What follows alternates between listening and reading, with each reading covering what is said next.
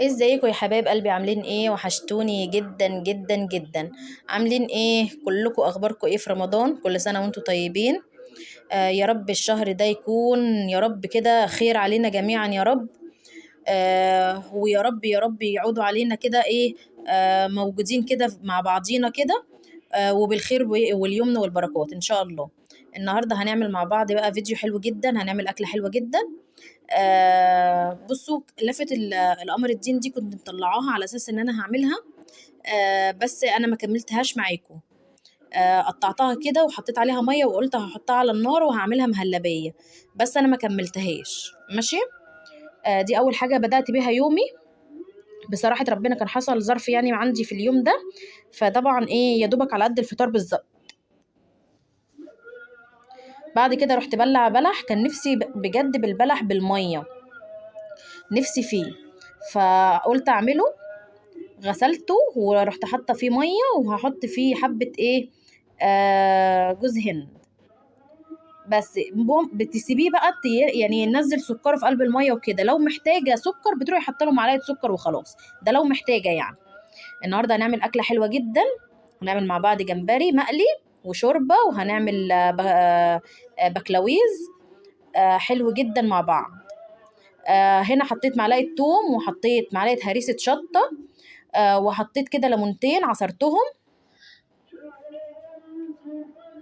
انا كنت غاسله كده الجمبري وكنت سايباه يتصفى، كنت مقشراه كمان وسايباه يتصفى.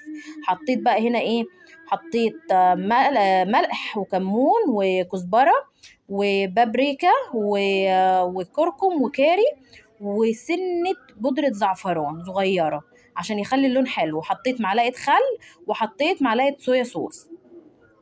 بس كده هنزل بقى كده ايه الجمبري بتاعي زي ما انتم شايفين، وهقلبه بقى كده وهتبله مع بعض زي ما انتوا شايفين كده. هسيبه بقى في قلب التتبيله الحلوه دي يشرب منها لغايه ما هنيجي هنشوف هنعمل ايه بعد كده.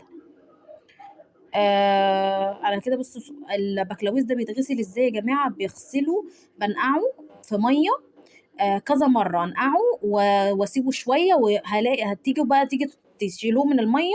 ما تصفوه، بصوا يا جماعه ما تصفوهوش، لا انتوا شيلوه من الميه كده، انتوا شيلوه.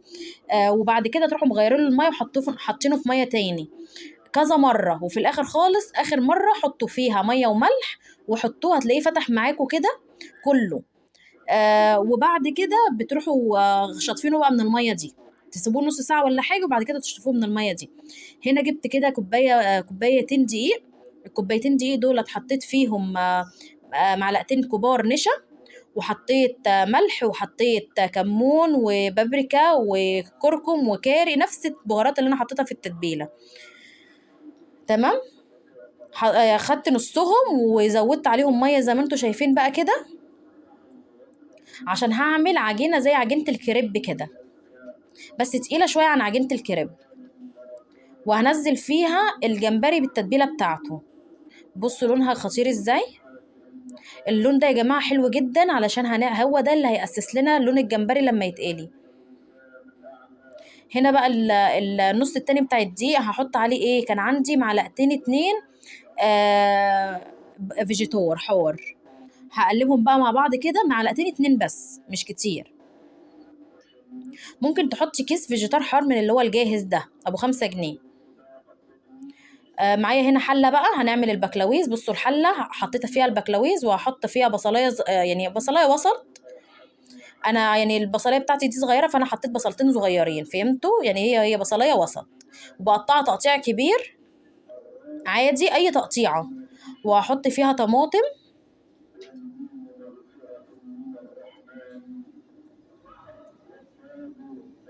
زي ما انتوا شايفين كده،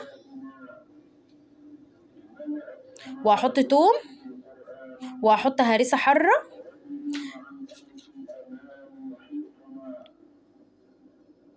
اهم حاجه في اكله السمك عموما يعني النظافه بقى حواليكي كده، عشان بعد ما تخلصي ما تحسيش ان المطبخ زفر. ملح وكمون وكزبره، بس كده. وهقلبهم زي ما انتم شايفين كده، وهحط فيهم نص كوبايه ميه وهحطهم على النار. هعمل معاكم بقى الاول الجمبري، هعمله كله بالطريقه دي. بصوا انا هحطه كده في قلب الدقيق، يعني بشيله كده من العجينه واروح حاطاه في الدقيق. بيشرب بقى كده من الدقيق، وبيعمل بقى كده طبقة كريسبي عسل اهو زي ما انتوا شايفين كده.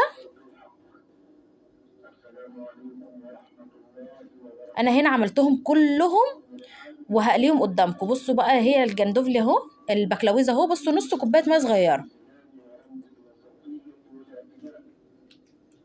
اهو. هنا بقى ايه، حطيت بصلايه صغيره خالص وحطيت عليها مكعب زبده. بصوا بقى هنا انا بقى للجمبري اهو. الجمبري يا جماعه ما بياخدش وقت، يا دوبك دقيقتين 3 دقايق بالكتير قوي. بصوا بصوا شكله. هنعمل بقى مع بعض شوربه الجمبري اللذيذه جدا جدا جدا. حطيت بس حبه زيت صغيرين في قلب الزبده عشان الزبده ما تتحرقش. بصوا الجمبري ما خدش وقت ازاي، ولونه حلو جدا جدا جدا، والكفر بتاعه حلو قوي.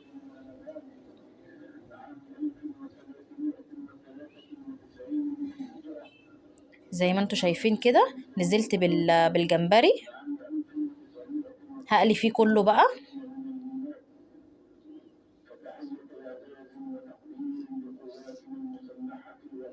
وطبعا البصلايه على النار، هحط بقى معاها بردك معلقه توم، يعني معلقه توم صغيره، وهنزل بالجمبري. الجمبري ده بقشره، الجمبري ده جمبري بلدي حلو جدا، كان طعمه ما شاء الله عليه جميل جدا جدا جدا، مسكر كده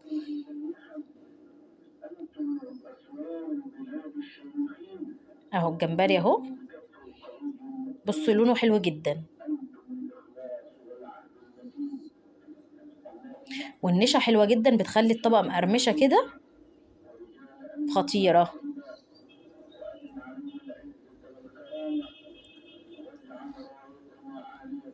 بحط بقى كده بعد ما الجمبري يتشوح، بحط معلقه دقيق كبيره على حسب انت السمك اللي انت عايزاه للشوربه، بس احنا بنحبها تقيله شويه. بحط بقى كده الجمبري، عايزه بقليه كله، وطبعا الشوربه شغاله والجندوفلي على النار، اللي هو البكلاويز يعني بقى على النار. البكلاويز دوت ازازه، يعني هو بيبقى جنب الاكل كده، بتحبي تزازيه، طعمه حلو جدا.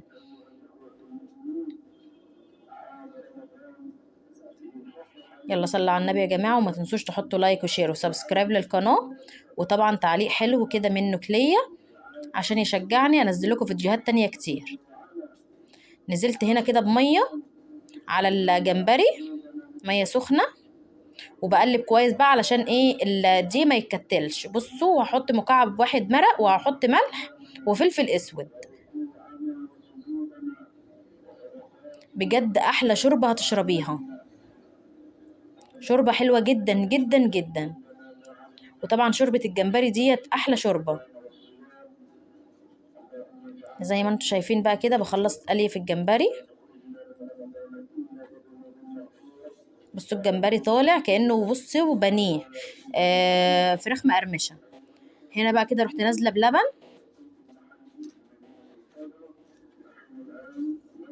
بعد ما الميه هيغلي غلوه بقى تاني، وبعد كده هنروح طافيين عليه.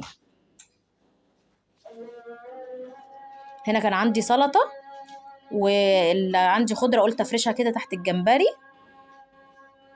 وبغرفه بقى كده. بجد كان مخرفش كده وجميل جدا ومقرمش وطعمه تحفه ما شاء الله عليه. وعملت سلطه طحينه، بس انا ما صورتهاش بقى معاكم. صورت معاكم سلطه طحينه كذا مره في الفيديوهات.